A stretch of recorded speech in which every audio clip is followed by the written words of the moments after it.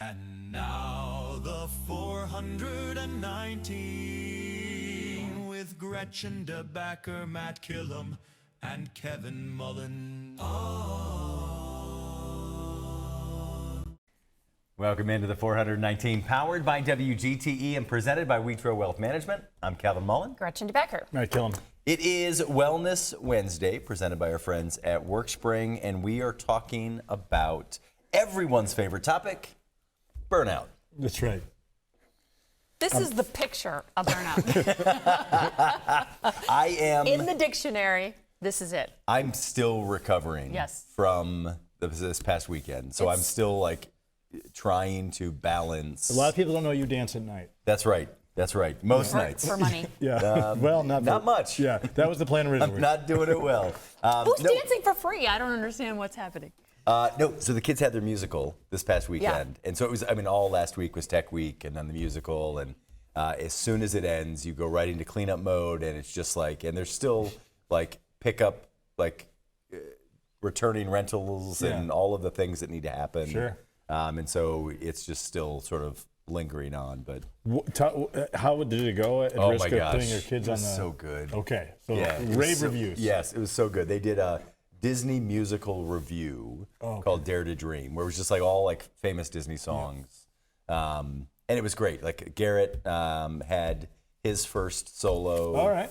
And a bunch of lines. Garrett nervous or prepared?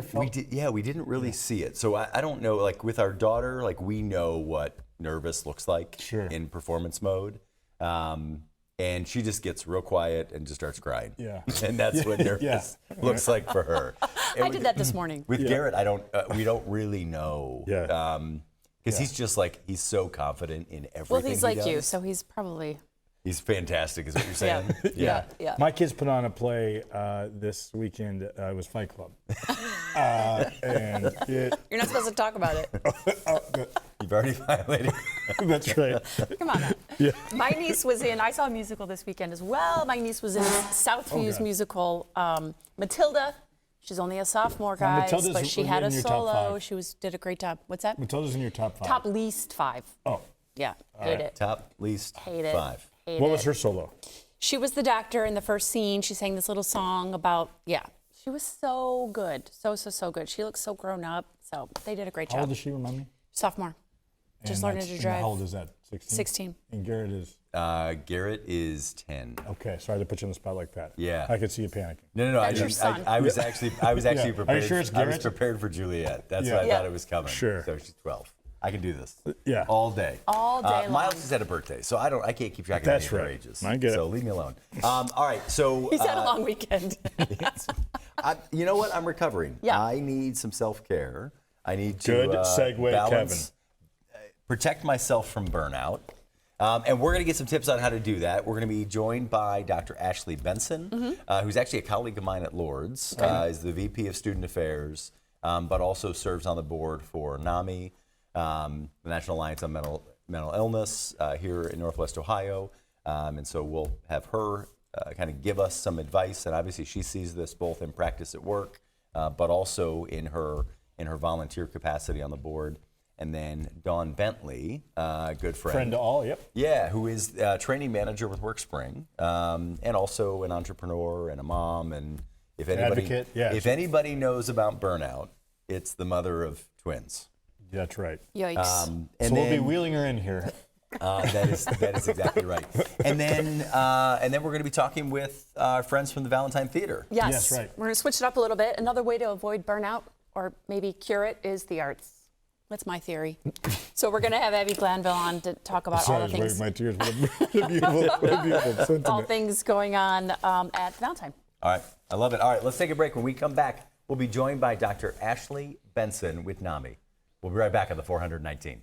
Support for the 419 comes from Wheatro Wealth Management, where we understand that your financial path is personal. Advisory services are offered through Capital Investment Advisory Services, LLC. Securities offered through Capital Investment Group, Inc. Member FINRA and SIPC. More information at wheatroadvisors.com. The 419, powered by WGTE, is made possible in part by supporters like you. Thank you. Welcome back into the 419. It's Wellness Wednesday, presented by Workspring. We're joined now by Dr. Ashley Benson with Lourdes University and with NAMI. So, Yes. Dr. Benson. Thank you for having me. Glad to be here. Thanks for being here. So you've got obviously a big role at Lourdes University. We've talked a little bit about kind of what's going on. But as we talk about burnout, I feel like there's some real experience in that, just with all the work that's going on. Yes. But you know, you work with students every day. Yes. And so I guess maybe the right place for us to start is, what is burnout? Burnout can be many things for many people. It can look different for many people. Sometimes it's just being excessively tired. Sometimes it's being extremely overwhelmed and excessively stressed. Sometimes it's just needing to disconnect, right? Just because you're always available, there's so much on your mind, and you just kind of gotta drop it all and just take a break. So it looks different for each person, and it can come out in you physically, it can come out in you emotionally, it can come out in you spiritually. So you just kind of have to take some time to know you, and where you don't know you, the people around you need to know you so that they can see that it's coming. I know we've asked this in other capacities as part of our Wellness Wednesday conversation, but and I'm going to tee up for a softball here, but can you avoid burnout? I'd like to say yes. I think you can.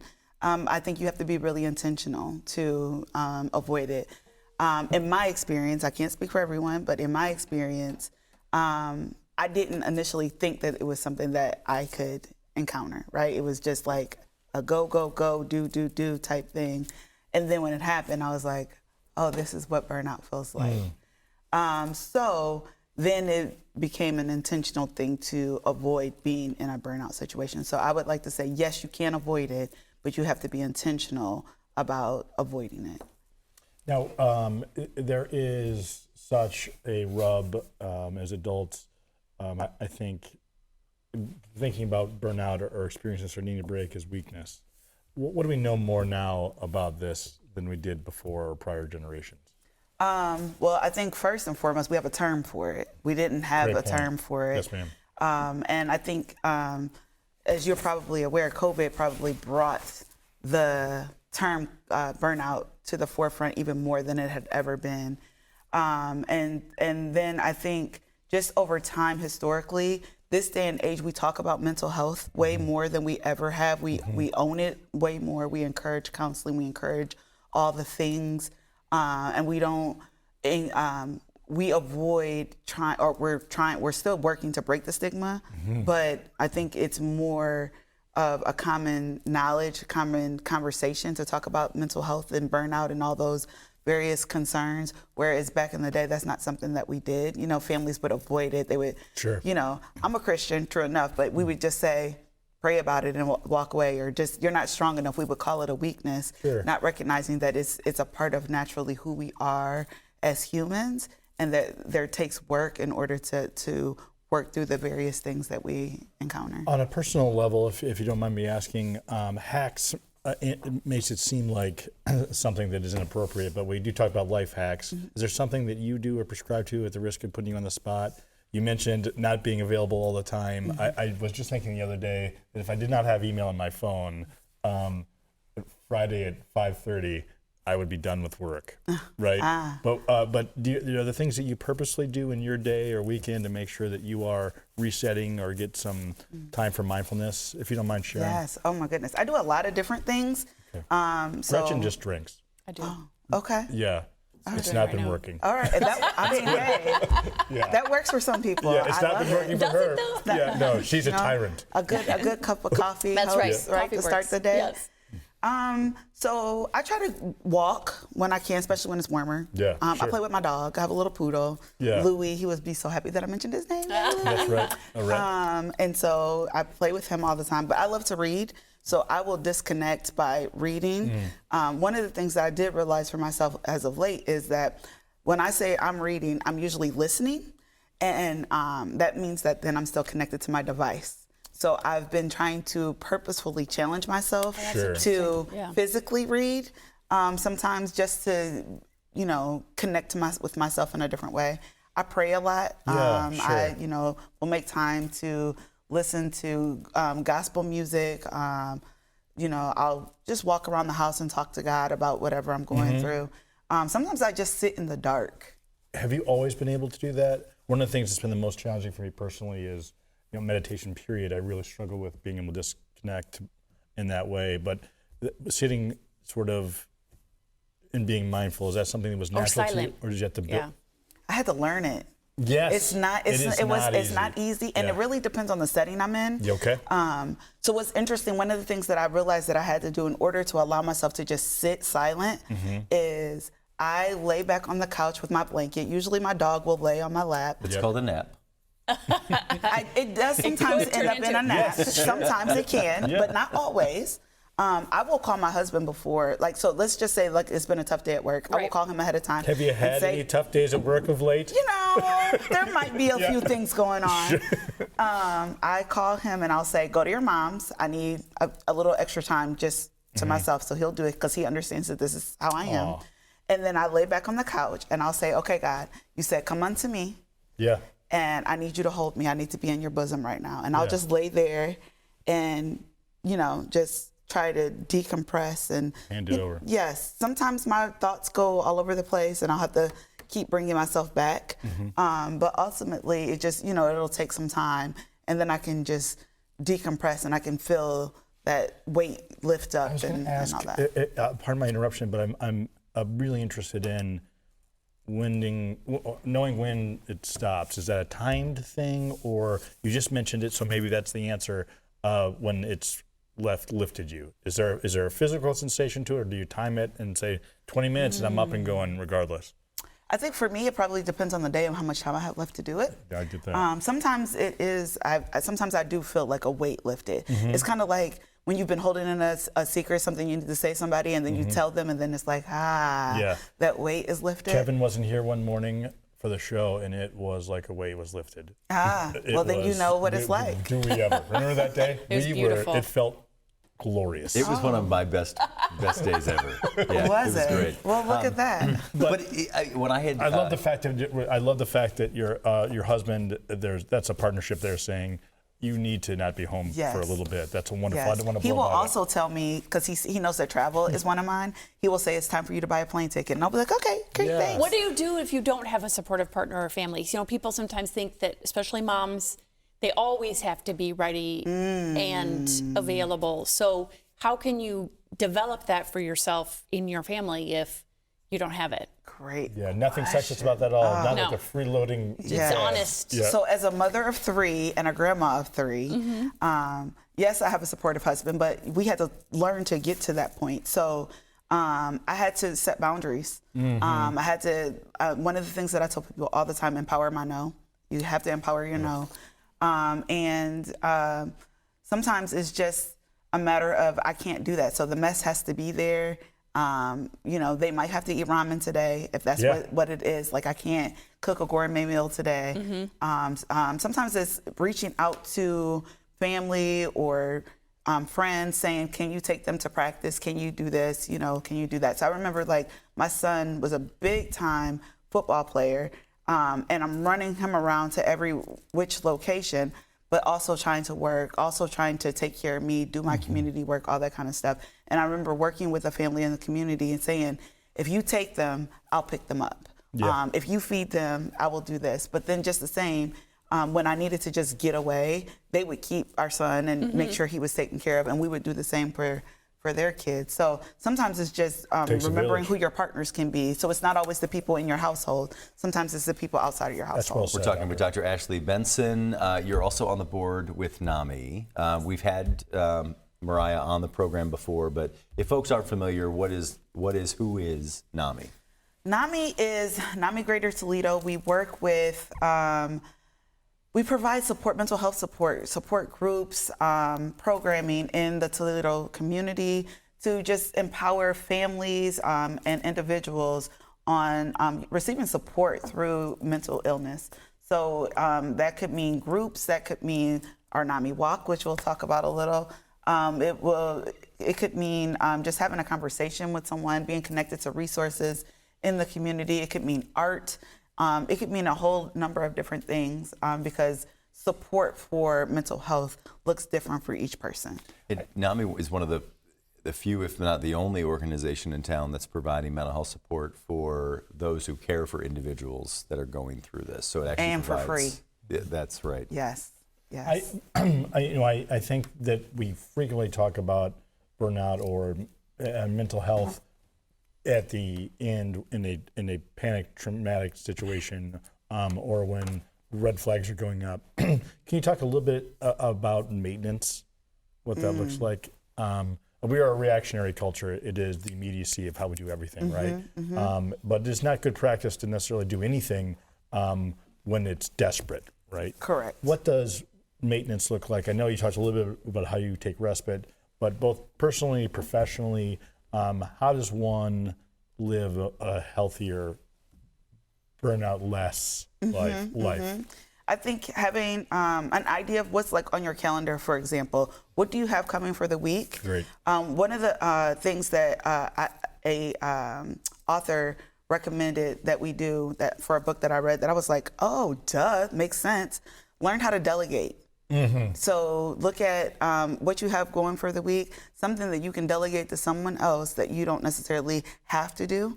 And, you know, for instance, if you are having your kids wash the dishes, right? Have them wash the dishes and don't go behind them and rewash the dishes. So I would do that with my kids. You just eat off dirty plates for the rest of the week. And I've done that with my kids. I've told them, however you clean them is how you're going to eat. Right. And so then that also then teaches them that they don't want to eat off of dirty plates. I love that schedule. So look yes, ahead. so we That's have to, good you know, advice. look ahead. Sometimes it's, you know, having a checklist. Sometimes it's putting a routine in place. But then also when you're doing a routine, you also have to grow comfortable with breaking that routine because you can't always remain in routine because stuff happens. I think that's such good advice. Also, too, you have to be practical and be self-aware. And what I mean by that is, for those of you that listen to the show with some regularity or know me, I'm pretty severely dyslexic. And we were constantly, I had the good fortune of my parents getting me help when I was a kid. And the people were constantly giving me very complicated systems to help me be a better student with different colored highlighters. And this isn't a criticism of this, right? Or be condescending by any means, but it just wasn't practical to how I function, right? So to your point, I think that finding things that work for you, you can coach your, not your negatives, but you can coach your non-strengths only to a certain level. They're your non-strengths for a reason. For a reason. You will not be able to flip your non-strengths to your strengths. It doesn't work like that. You have to make it manageable, right? And you have to make yourself functional. Correct. Because if you think or set in your head that you're going to make these things your triumphs, you're setting yourself up for more Failure. burnout. That's exactly Yep, right. It yep, feels worse. yep. How was I going to be able to color code my work, Right. Or if I was losing the highlighters, right? Or whatever. Yeah. You know, it just doesn't work Yeah. like that. You're It's like just- setting a resolution and lying to yourself every year. I'm gonna lose weight, and That's then right. by week 2, you're like, all right, This is terrible. you know. So yeah, you have to. It has to be manageable. So you have to know that like it's that. different for every person. Like, and it's different for each situation that you may encounter. So like, I'm a color-coded person when I have. Like when I'm in school, I'm color-coded by subject area, but that's because when I'm running late, Because it's you're an easier for me to alien. say, I can pick the grab, thing. Yeah. grab the thing Yeah. that I need to grab as I'm going to class. Yeah. But when I'm getting ready to go, like to do, I don't know, sorority stuff, that's not necessarily going to be right. what I need. Like I need to have a list to know what it is I need to take with me, what I need to do. Every instance is going to be different. So just a little bit of advice for the group. I leave everything that I own in a pile, and that's where I know it's probably going to be in there. Somewhere in that pile. That works. An organized mess, right? Yeah. I have an organized mess. I Yeah. can tell people like go to Yeah. this pile and go It's like under the halfway fake down. It's right envelope. there, Right, and they're right. like, "How did you know that?" Because it's organized. Yeah. To you, it's not. To me, it is. That's right. What works? So NAMI Walk Sorry. is coming up in May. Yes, May 16th. Awesome. Yes. What is the NAMI Walk and why should people care about it? Oh my goodness. So NAMI Walk, really exciting opportunity. It's a fundraiser for NAMI Greater Toledo. All funds raised stay in Toledo. It stays for our local community. It helps us to keep our work at no cost, our support that we provide. And so it's going to be held at the Toledo Metro Park. Sorry, Brain Park. It's okay. No offense. I hope your stupid walk is fine. Middle grounds? Middle grounds. Yeah. And we are really just using this opportunity to, one, connect folks to resources, but then also a walk in support of mental health. First and foremost, we know that one of the ways of helping people navigate mental health is to get your body moving, get yourself moving. So this is the opportunity to get us moving, and we move together as a community. But then also an opportunity to raise money for a great cause. Absolutely. That will allow us to provide even more support in our community. May 16th, what time? Starts at 9 a.m. The walk is at 10. What time? Where can people get more information? You can go on our website for NAMI, or you could also see anyone who works for NAMI. We've already mentioned Mariah, who is a rock star, and the executive director of NAMI Greater Toledo, but you could also see any board member. Social media, it's all over social media. See Facebook, there is a NAMI Walk Toledo Facebook page and group that can give you all the information. We're still accepting walkers, we're still accepting volunteers, we're still accepting sponsors. You can sign up for free. You can reach out to your community and ask them to donate. I'm walking, my sorority's walking. Right. You can put together a team. We're encouraging companies to come out and bring a team. So yes, we're doing all the things. NAMI walks your way, May 16th at Middle Grounds Metro Park. You can find more information at NAMI's website, namitoledo.org. It is a national walk, but it's happening here in Toledo with all the support. Really important for us to staying here in support. Toledo as well. Kids can come, bring your pet. Your pet too. Yes. Dr. Ashley Benson, thank you so much for joining us. Thank you for having me. We're going to take a break. When we come back, we'll be joined by Dawn. I was like, where are we going next? Dawn Bentley. Talk about burnout. Dawn Bentley is going to join us from Workspring. We'll be right back on the 419. To me, community means connecting to others. I'm Donnie Miller, and welcome to The Point. I love CBS Kids! We're a community committed to education. Discover new ideas, dive into exciting subjects, and engage with the world around you. I would send them personally a t-shirt. Crime doesn't pay in the old West End, pass it on. That's how we cleaned up the neighborhood. Vision loss for people is not the end. It's a story, it's the next chapter. WGTE Public Media invites you to Get Out and Play Day. Monday through Friday, it's the 419 powered by WGTE. With Matt Killam, Gretchen DeBacker, I'm Kevin Mullen. What can people expect on the show? It's going to be an hour, a reminder of why this is a great place to live, work, and play. WGTE, where you come to watch, listen, and learn. Welcome back into the 419. It's Wellness Wednesday presented by Workspring. We're joined now by our friend Dawn Bentley, who's the training manager at Workspring. And this is breaking news to me because I feel like we talk about this all the time. This would be a whole show where we just break news to Kevin. About people that I genuinely care about and have seen and talked to on a regular basis. We're in Rotary together, and I oh my God, you are no idea that you were at Workspring. Your name was Dawn. It's a pretty new development. Okay. It was just... It's truly breaking. It is pretty breaking. Yeah, it just started after the holidays. Which holiday? Arbor Day. Right before Valentine's Day, right? The most important. Okay. The big holiday. All right. Everyone pays attention to you. I'm like, if you're going to tell me I've never Thanksgiving. celebrated a Valentine's Day. Thank you, Dawn, for driving that home. It was right after the 4th of July. Right after 4th of July. 2020. In 2020. So February timeframe, talk to me about how your relationship with Workspring and how you got there. Yes. So Megan and I, actually, it was so funny. She and I met professionally within 24 hours of meeting personally because her son and my daughter are in school together. Oh. So we were volunteering, I think, for like book fair. That's where people get together, book fair. Book fair, right? You're still Brings everyone encouraging together. kids to read? We are. Interesting. Yes, but not Matilda. That's Okay, right. not Yes, Matilda. thank you. Yeah, it's also a good place for a good burning. So she had brought me on to Workspring as a consultant to work with them just on some of their trainings, and it was going in a really great direction. We shared a lot of the same ideas and values as far as where to take their training program, and so they asked me to come on. Right now I'm part-time because I'm still doing the care thing as well.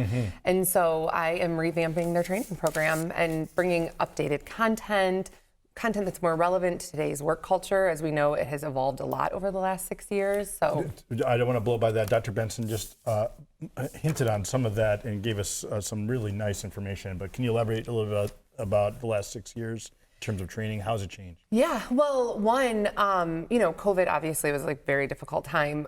Where I stand though, what it brought to the forefront is accessibility for people with disabilities. We learned that you can do a lot more things virtually or hybrid. Working from home became an option and was more realistic for people. People who are dealing with chronic illness, for example, if they're having a bad day with their illness, they can still stay home and, potentially get some work done. And so we've sort of evolved in that way. Now Workspring is actually offering virtual training, which is really exciting, especially because we have clients across the state of Ohio. Sure and so now we're able to, provide really quality training to those members without them having to travel 4 hours to come to a training, or us have to have someone travel, those 4 hours. Now we can provide it at their fingertips, which is exciting. The risk of oversimplifying what you've just articulated, is there an aha moment that you've experienced, like, oh, people are getting this, or things have sort of changed? I mean, this is always going to be a struggle, right? Because from the workplace, people want people to be efficient and execute, and there's a profit and loss statement inevitably, regardless of whatever widget you make or agency you work for. But did you personally feel like, okay, we're starting to turn course here? People are starting to listen. People are starting to take this more seriously. Is there an individual moment, a person specific, obviously, but when you saw a change is happening? Yes and no. I mean, Sure. I think some of it is that people have had a lot of companies and organizations have had their own aha moments of actually, there are studies out there now in research, right, over the last 6 years that show that people can be just as productive if they have a hybrid work schedule or they're able to work from home certain days of the week. You avoid some of the water cooler talk, for example, where someone's constantly coming in and out of your office and next thing you know, you're like, I never got to that report that was due. But there's also something to be said for having that FaceTime, right? And there's value in that and connectedness. And so I think each organization has to kind of look at what works for us and what are we buying into as far as our culture, and then make those decisions based on that. There's some fields and some industries where working from home just isn't an option, That's right? Or doing something virtually isn't an option. And so I think it needs to be more specific to each organization and not really like a cookie cutter approach. But part of training at work, I mean, you get it put on your schedule that you have to go to a training and you're usually like, oh, great.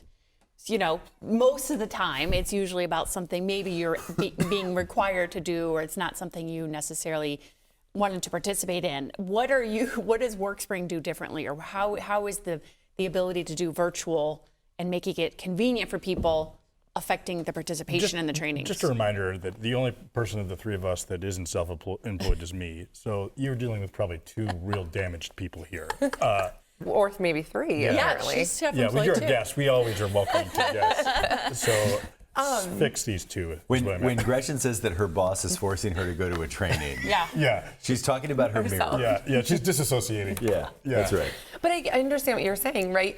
First time for everything. So I've actually talked about that even in training that I've done with care, and I'm applying those same principles to Workspring. We've all been through the training that, like, you literally have it playing in the background, right? Like concussion protocol training, where it's playing in the background and you're like working on whatever is due that day while it's like, and you're like, I'll get to the quiz and I'll be able to fudge my way through it, right? And that is like our goal, is to make training engaging and people walk away feeling like, oh my gosh, I took something from this. I feel like I learned something from it, but also I was engaged in the process of getting there, right? And so that's really what we're trying to apply to these trainings, even in the virtual setting, and also paying attention to time. 2 hours on a virtual setting is a little bit too long, right? I mean, you start to lose the audience, they get bored. An hour feels a little bit too short, where it's like, oh my gosh, how do I squeeze this in? That's not how I feel about this show. An hour is feels like the Oregon Trail. Well, that's a different story. But, by Raoul Dahl. We're talking with Don Bentley with Workspring. I mean, as you talk about the concussion protocol and the length of trainings and all of that, I just think it's, every year as a coach for the CYO, I have to take the same online courses to prepare for this, but I would say 90% of them are about doping. I know all of the answers, right? I've done this before. I can take the test and pass it, and it's so frustrating that I've got to sit through hours of this every week. Is there any shift toward more competency-based, like, hey, if you can pass this test, just pass the test, right? I don't care how long the training is. Do you know the information? Let's move on. Like, I'd rather it be actually meaningful. Like, yes, right? You want people to walk away feeling like, well, that was such a waste of my time. I could have been doing X, Y, or Z instead of sitting through this training. And that's really a goal of ours, is to make it more meaningful, more relevant, right? So a lot of the trainings that we've had have existed for quite some time, and sure, like they've been updated here and there, but really looking at how do we make this more relevant to today's workplace culture, right?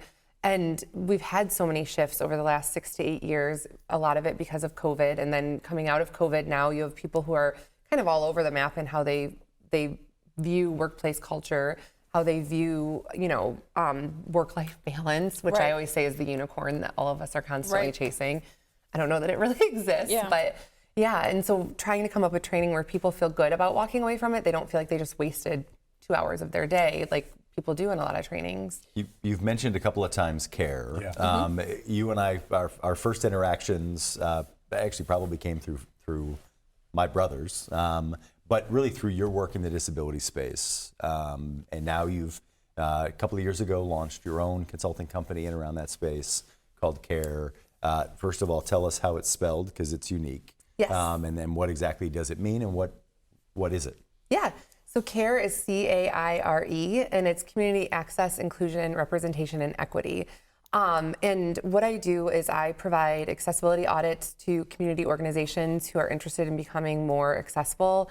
I'm a certified ADA coordinator, so I'll look at the physical space, but then being a special education teacher by trade, I also look at the programs and services and provide really detailed feedback on how to make those more accommodating and more accessible. And then I also do training, which I'm really excited to share is going to be offered through Workspring. Oh, that's great. Yeah, so the Disability Download, as you know, is one of my biggest trainings, where it's really like a Disability 101, going through best practices for interacting with people with disabilities, what are the laws, and just a brief overview of those laws, as well as implications. What is your role as a community member when it comes to the disability community? And then I also do a universal access training. Universal access to what? It depends on who I'm training. Sure. So I did one for Anthony Wayne's administrators in the fall, where we looked at universal access in education. But it could apply anywhere. It's just what Anthony Wayne would have wanted. When you're talking to organizations and they do the disability download, or they're just doing sort of baseline assessment, what's a thing that always surprises them that they weren't doing that they should have been? Or what's usually the first thing that they are trying to correct for? Oh gosh, usually there's a lot and different, right? Sometimes language, a lot of people are still using outdated language. Oh, I'm sure. For example, rather than saying handicap parking or handicap bathroom, we should use the word accessible. So that's a good example where people are like, oh my gosh, I've been using the wrong language. And I always say, it's okay, right? We're all human. It's just once we know better, are we actively working to do better? And that's all that we ask. On a personal level though, like most people who are exceptional in what they do, they've had some life experience to translate into this. Do you mind giving us a little background into your life that makes you particularly good at this and sort of dialed into the needs of the community? Yeah, absolutely. So I had an older brother who had cerebral palsy, who passed away in 2005. And then I myself have ADHD, and then our twins were born. Town. Yeah. I know, shocking, right, Matt? But you're like, oh my gosh, I didn't know that about you. Wait, what were you talking about? I learned it within the first 5 minutes. And then our twins actually were born with hemophilia. And they're one of less than 3 sets of twins in the world that have different levels of hemophilia, because it typically runs genetically. And one of them is severe and one of them is moderate. And so they both have ports, and we give them weekly infusions through the ports factor to kind of bring their levels up so they don't bruise or spontaneously bleed. But yeah, so I've kind of had life experience from, living with a brother with physical disabilities to myself with non-visible to now having children with medical disabilities. Absolutely. So that, and then being a teacher has really helped with curriculum development, training development. So I've kind of married all of those together. Absolutely. And a lot of people, that's a lot to deal with, just to keep your own house in order, both literally and metaphorically, and not a lot of people take the next step to make sure they're educating and helping others. So I congratulate you. In full candor, we're friends. I'm sorry, Gretchen has an immediate question. I thought you were winding down. Yeah, I am. He's never winding with our down, friendship. Gretchen. What is the best way for people to advocate for themselves at work or at their child's school, or to if they have a disability, seen or unseen, visible or invisible?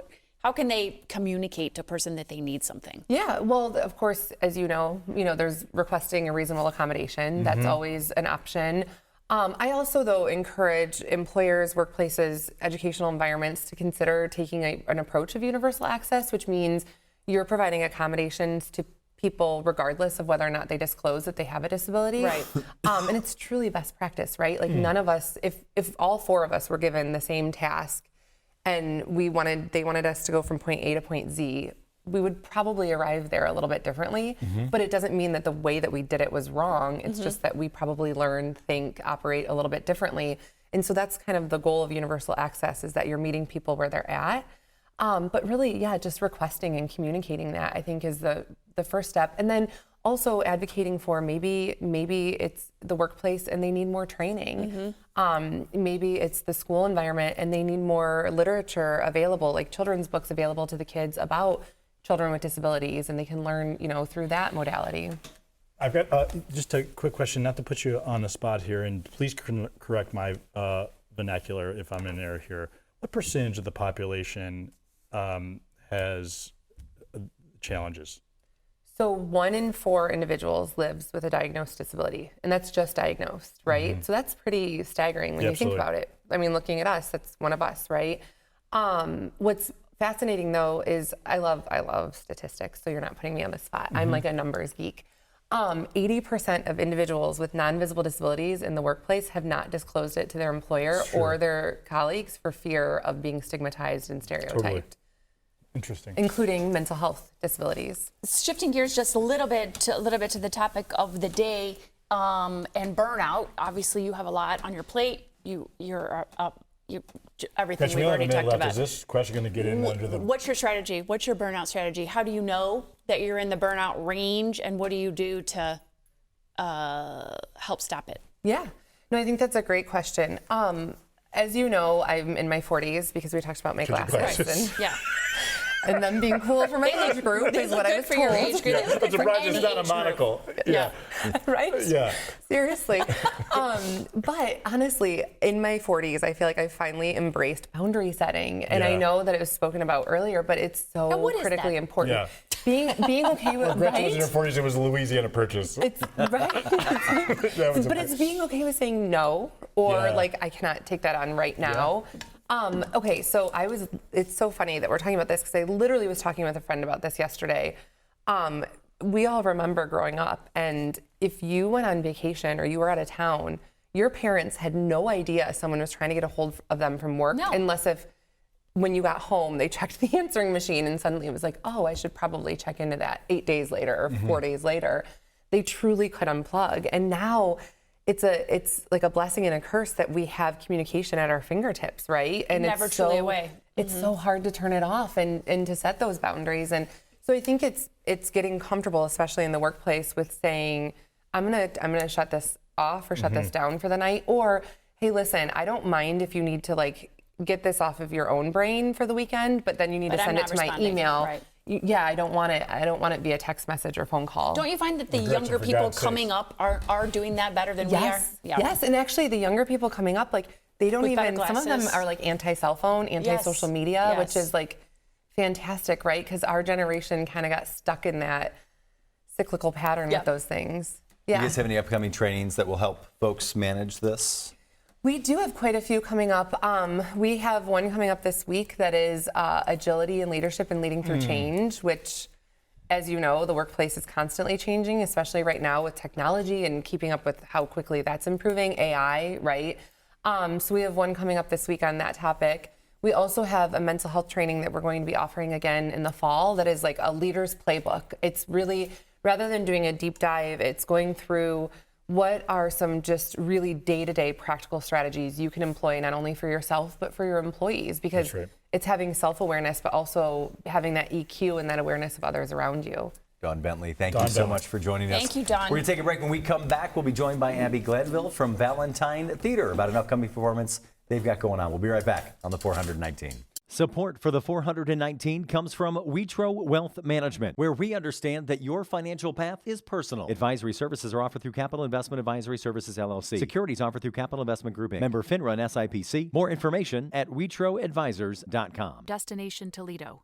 Whether you're a local or a visitor, Destination Toledo invites you to explore the region and be a tourist in Toledo.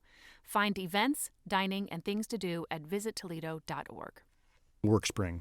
HR issues and employee well-being go hand in hand. Workspring supports employers through compliance, training, and wellness because healthy workplaces don't happen by accidents. Learn more at workspring.org. Toledo Refining Company, a subsidiary of PDF Energy. Toledo Refining Company is a supplier of fuels that keep our region moving. Located in Oregon, Ohio, the refinery processes crude oil into gasoline, diesel, jet fuel, and other petroleum products. And Tarda, celebrating its 55th year of connecting Northwest Ohioans to their community. More information at tarda.com.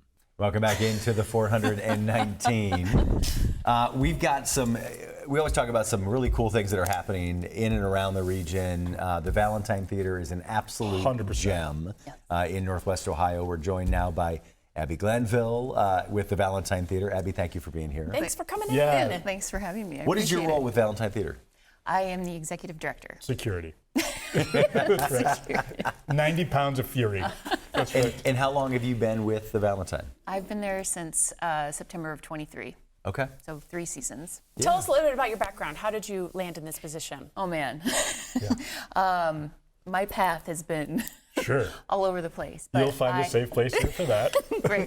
Great. So I grew up dancing, so I've always been involved in the performing arts. And I went to undergrad at the University of Iowa. I grew up in Iowa. Where in Iowa? Ames. Yeah, Iowa. all right. Majored in art history, and I was very interested in architectural history through that, and then ended up doing a graduate program in historic preservation out in Oregon, at the University of Oregon. And my first job out of grad school was in cultural resource management, and then my partner at the time, Matt, now my husband, we moved to Idaho for a job for him. And I ended up getting a position as an executive director of a performing arts organization and dance academy out there. Wow, cool. So I ran that for 4 years, and then we relocated here, and I was working at the University of Toledo as an academic advisor. Excuse me. And then I had kind of formed a friendship with Jory Jex, who was my predecessor at the Valentine, and when she retired, she let me know, and I ended up applying for that job. The great Jory Jacks, longtime executive director there at the Valentine. We talk when we're talking to other folks from anchor institutions. I think I love to kind of remind the region sort of where they sit nationally, right? We talk about the metro parks, we talk about the art museum and the zoo. I'm curious. I mean, you interact with theaters all over the country and executive directors, I imagine.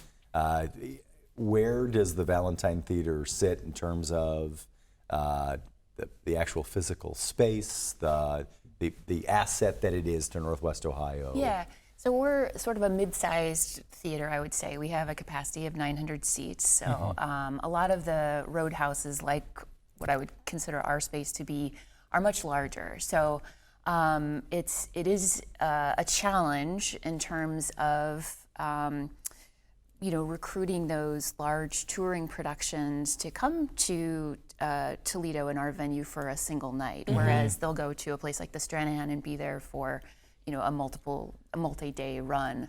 But we're unique in that we are, the quickly, unfortunately, dwindling number of historic theaters that are around the country. We're very lucky that we are, we survived through COVID for one. but are thriving too in a community the size of Toledo. So. You mentioned the Roadhouse. What is your favorite Roadhouse? The Patrick Swayze original or the one with Jake Gyllenhaal? I'm sorry to put you on the spot. Or the Texas one. I don't acknowledge that. Yeah, okay. Yeah. Definitely the Patrick Swayze one. 100%. Obviously. Right? Real art. Yes. Yeah. R.I.P. Yeah. So what is the, I remember years ago, it has to be at least 30 years ago, the theater was completely renovated. It was this huge community project. I remember we went to the big Grand reopening, and it was such a cool spot right there in downtown Toledo. Do you find that you still have the same level of commitment? Are people still loving coming downtown to shows? Oh my gosh. Hell yes. Yes. Yeah. It's a very beloved place. It sure is.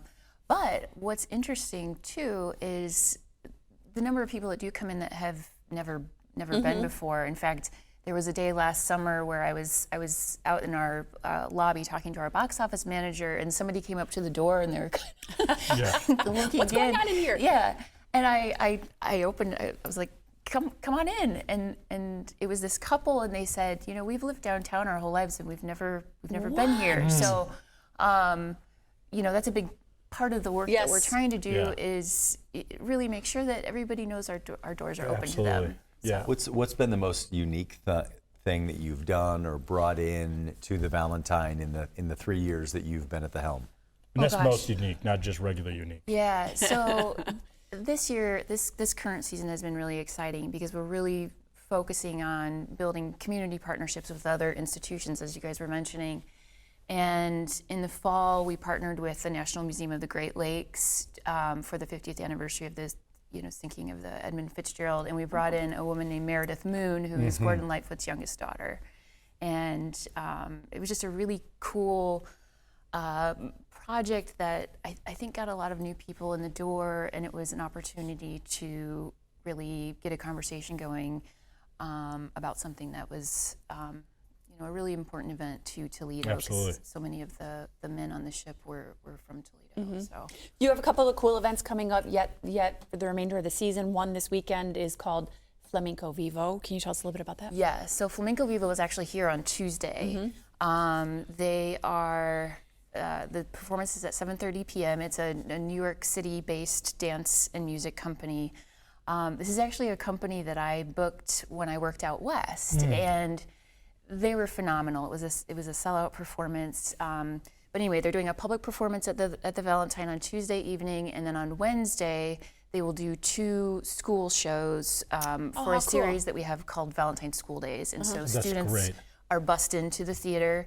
They do a performance at 10 a.m. and another at 12:15, and then we're actually taking the company down to the Sofia Quintero Arts and Cultural Center to do a master class with students from Escuela Smart, Marshall, and Queen of Apostles. What a great combination of events. That's so cool. Absolutely.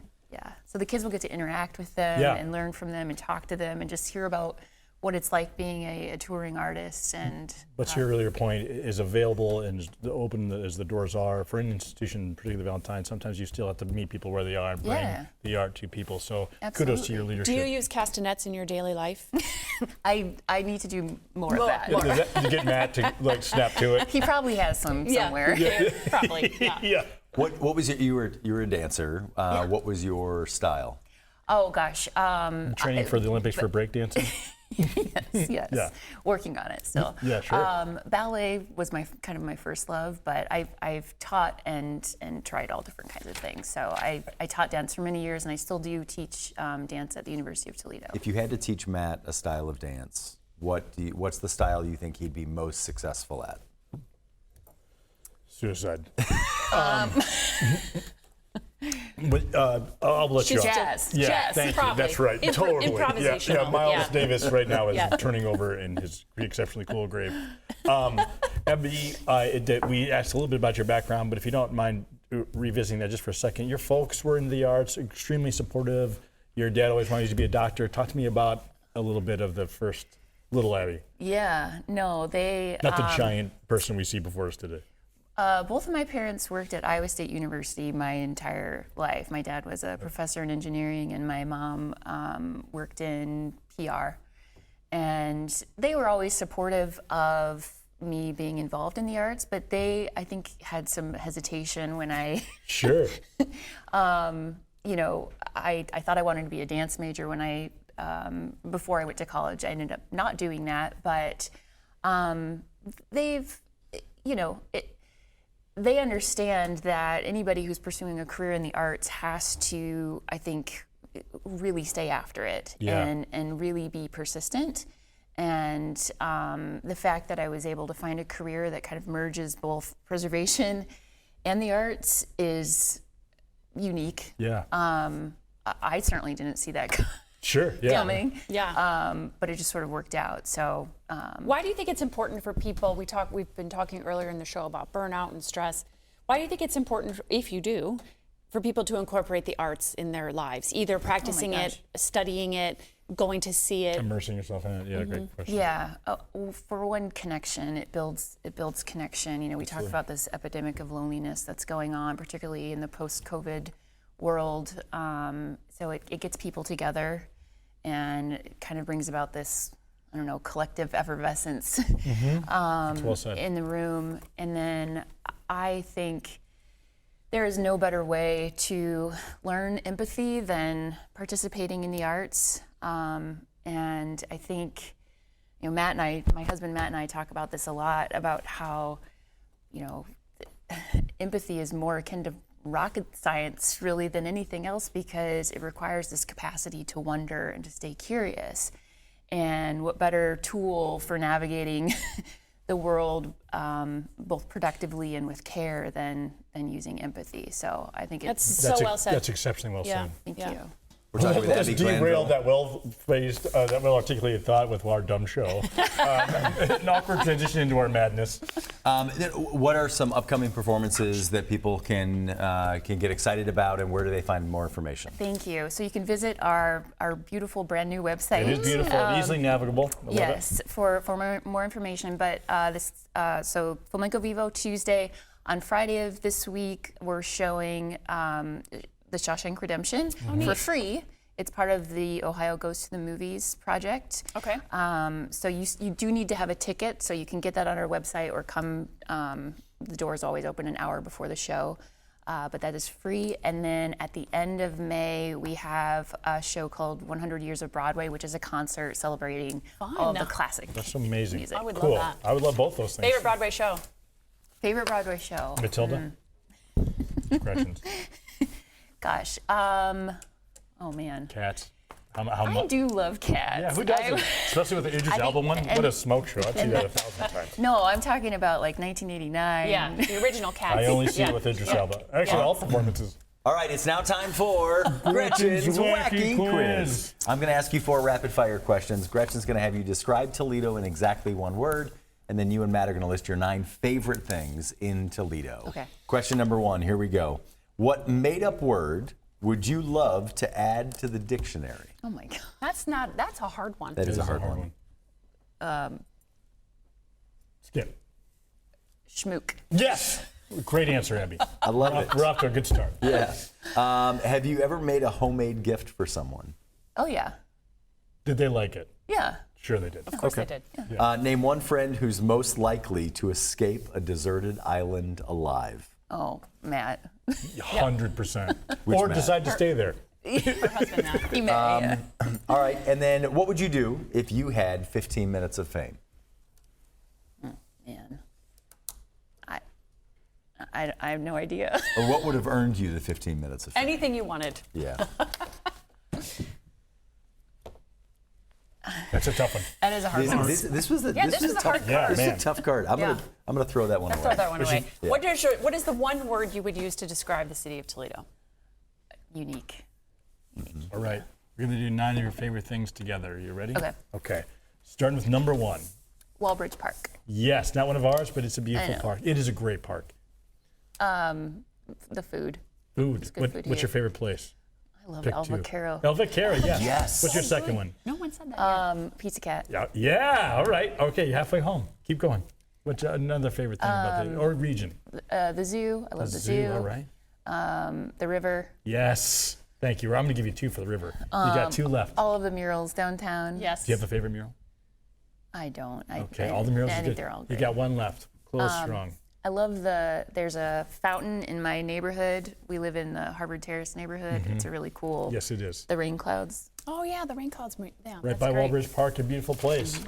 All right. Abby Glanville with Valentine Theater. Thank you so much for joining us. Thank you, guys. When we come back, we will wrap up this Wednesday edition of the 419. We'll be right back. You laughed with us. You learned with us. Hi, neighbor. We made sure your childhood was special.